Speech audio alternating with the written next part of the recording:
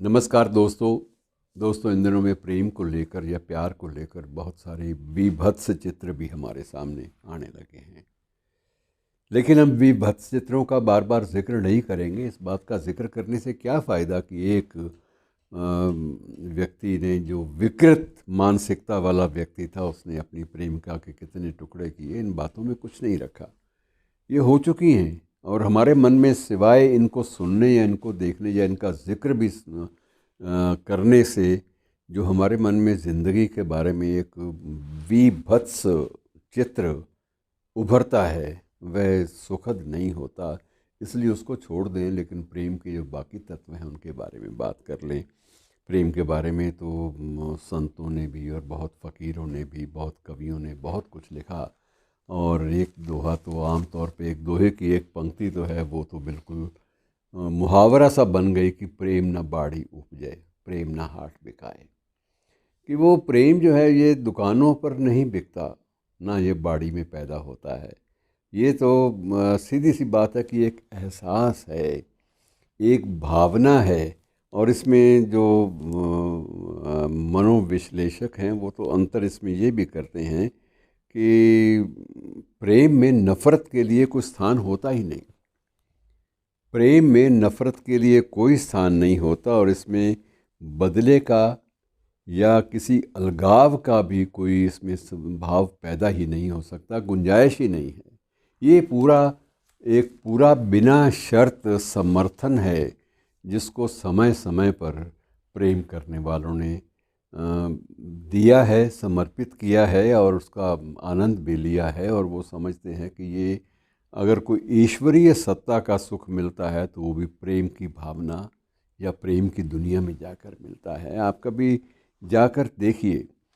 और ठाकुर रविंद्रनाथ ने भी गीतांजलि में, उनकी एक पोएम है, मुझे पूरी तरह से वो याद तो नहीं है, लेकिन उन्होंने लिखा था कि हमारे अंतस में यदि प्रेम न जागृत हो तो ये दुनिया हमारे लिए एक कारागार के अलावा और क्या है। दुनिया एक जेल है हमारे लिए।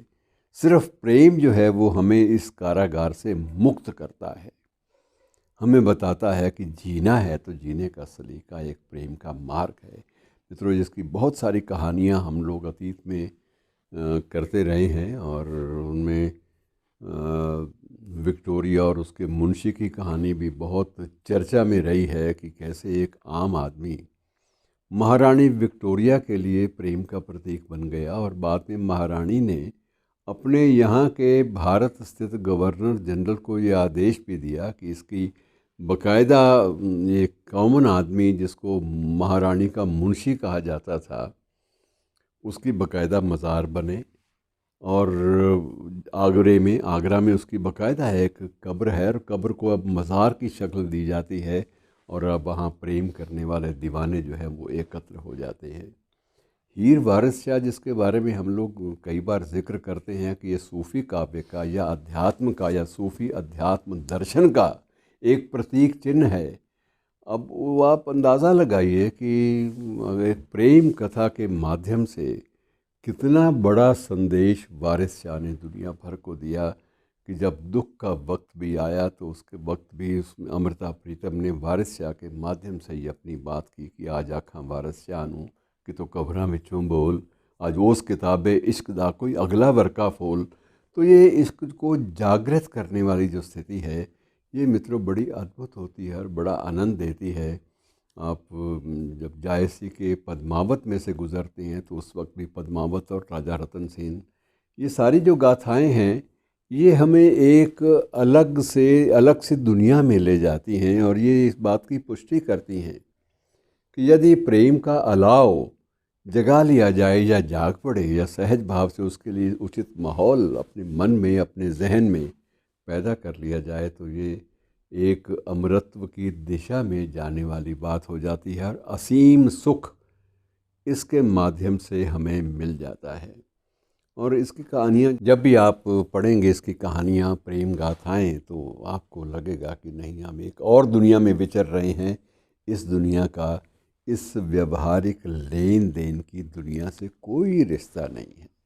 इसलिए मित्रों, प्रेम के बारे में जितनी भी बातचीत आप अपने आप से कर सकें वो कीजिएगा। ये प्रतिदान नहीं मांगता।